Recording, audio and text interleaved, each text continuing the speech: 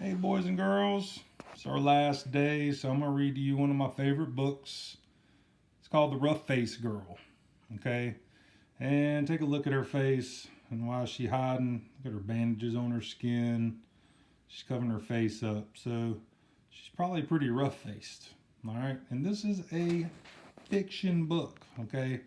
This could have maybe happened in some sense or another, but the way they've written the book, I don't think that it did. Obviously, it didn't, and you'll see at the end. But there are some things that could be realistic, very realistic, actually. So let's look at this. Here we are on the first page. You can tell there's something very realistic about that. People did live in teepees. Okay. Once, long ago, there was a village by the shores of Lake Ontario. Off from the other wigwams of this village stood one great huge wigwam. Painted on its side were pictures of the sun, moon, stars, plants, trees, and animals. And inside this wigwam there was said to live a very great, rich, powerful, and supposedly handsome invisible being. However, no one could see him except his sister, who lived there too. Many women wanted to marry this invisible being, but his sister said, only the one who can see him can marry him. There you can see his teepee right there. The sun and the moon and the stars and the animals, and there's his sister going in the door. Okay? It's a pretty significant picture right there. Think about what that's all about. Okay? Now, in this village, there lived a poor man who had 3 daughters. The 2 older daughters were cruel and hard hearted, and they made their youngest sister sit by the fire and feed the flames. When the burning branches popped, the sparks fell on her. In time, her hands became burnt and scarred. Her arms, too, became rough and scarred. Even her face was marked by the fire, and her beautiful long black hair hung ragged and charred. And those 2 older sisters laughed at her, saying, "Ha! You're ugly, you rough-faced girl." And they made her life very lonely and miserable indeed. So here we go. There's the rough-faced girl right there feeding the flames of the fire with her bandages on. And there's her 2 sisters who are not very nice, picking on her. All right. Here's the pictures of them right there, okay?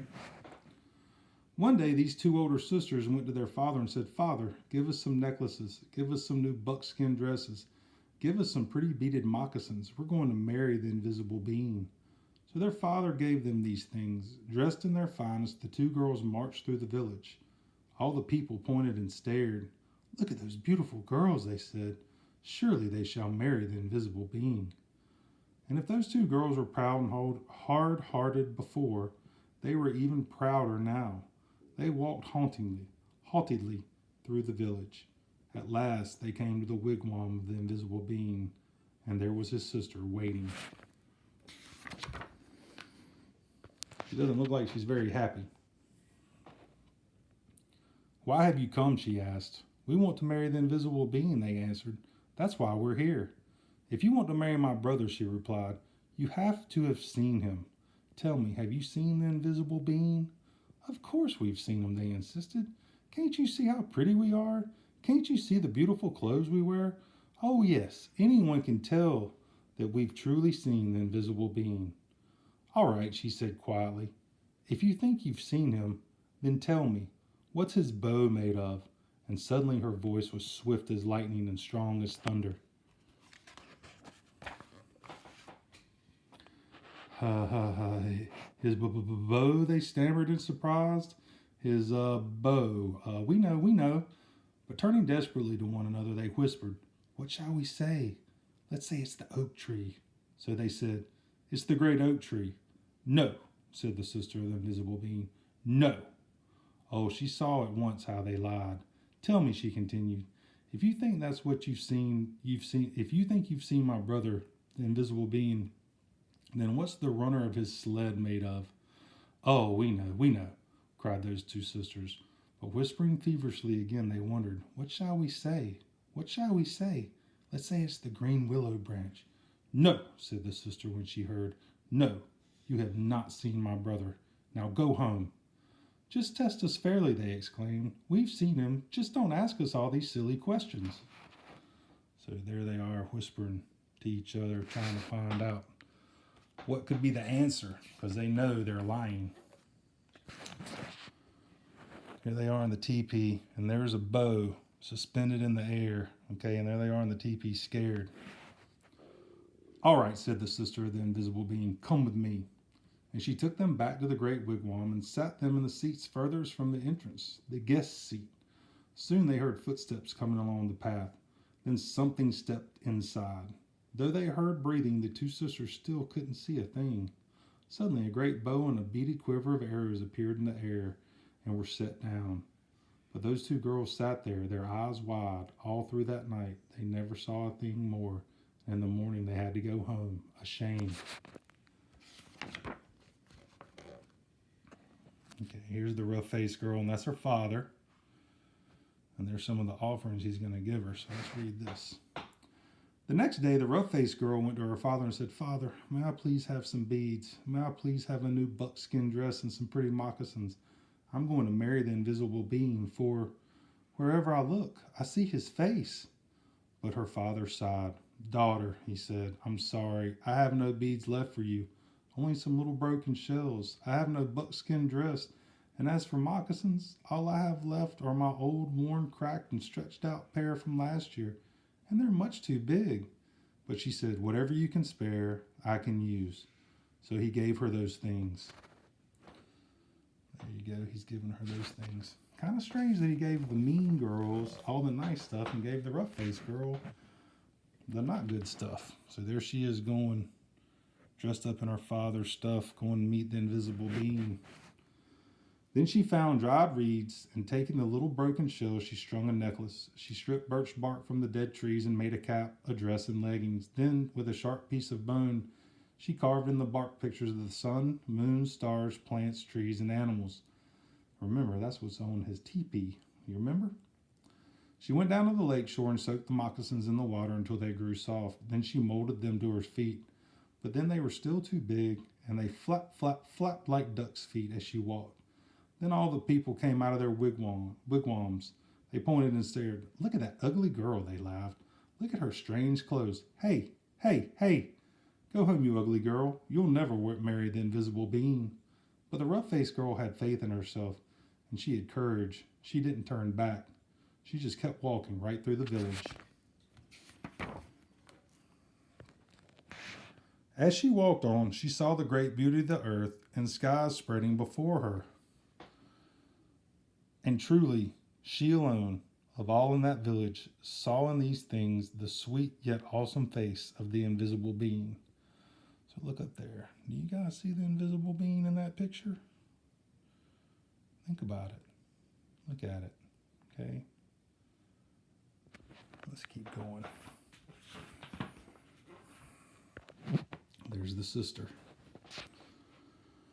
At last she came to the lakeshore just as the sun was sinking behind the hills and the many stars came glittering out like a fiery veil in the darkening sky overhead. And there, standing by the water's edge, was the sister of the invisible being, waiting. Now the sister of the invisible being was a wise woman. When she looked at you, she didn't see just your face or your hair or clothes. No, when she looked at you, she would look right in the eyes, and she could see all the way down to your heart. And she could tell if you had a good, kind heart or a cold, hard, and cruel one. And if she looked at the rough-faced girl, she saw at once that, though her skin was scarred, her hair burnt, her clothes strange, she had a beautiful, kind heart. And so she welcomed her dearly, saying, Ah, my sister, why have you come? And the rough-faced girl replied, I have come to marry the invisible being. Ah, said the sister very gently now, if you want to marry him, you have to have seen him. Tell me, have you seen my brother, the invisible being? And the rough-faced girl said, Yes. All right then, said the sister, if you have seen him, tell me, what's his bow made of? And the rough-faced girl said, His bow? Why, it is the great curve of the rainbow. You have this beautiful picture, and there's his bow being the rainbow, okay, made of clouds. Ah, exclaimed the sister in excitement. Tell me, she asked, if you have seen my brother the invisible being, what's the runner of his sled made of? And the rough-faced girl, looking up into the night sky, said, The runner of his sled? Wide is the Spirit Road, the Milky Way of stars that spreads across the sky. And there, I don't know if you guys can see that. There he is on the stars. Okay? Pretty cool. All right, cool imagery. Ah, cried the sister in wonder and delight. You have seen him. Come with me. And taking the rough-faced girl by the hand, she led her back to the great wigwam and sat her in the seat next to the entrance, the wife's seat. Then they heard footsteps coming along the path, closer and closer. The entrance flap of the wigwam lifted up, and in stepped the invisible being. And when he saw her sitting there, he said, At last we have been found out. Then, smiling kindly, he added, And oh, my sister, but she is beautiful. And his sister said, Yes. And there he is right there, coming in to say hello to the rough-faced girl. And there she is in the end. Okay? And the sister of the invisible being then gave the rough-faced girl the finest of buckskin robes and a necklace of perfect shells. Now bathe in the lake, she said, and dress in these. So the rough-faced girl bathed in the waters of the lake. Suddenly all the scars vanished from her body. Her skin grew smooth again, and her beautiful black hair grew in long and glossy as a raven's wing. Now anyone could see that she was indeed beautiful, but the invisible being and his sister had seen that from the start. Okay, boys and girls, what I'm going to get you to do for this book is I'm going to get you to compare it with jalapeno bagels. Now, could this story, parts of it, be true? If you're saying yes, then you're right. Are parts of it not kind of fiction-y? Yeah. I mean, non-fiction? I'm sorry. Are parts of it not true? Yeah, there's parts of it that are not true, that are just imaginary. So we'll talk about that in a minute, okay?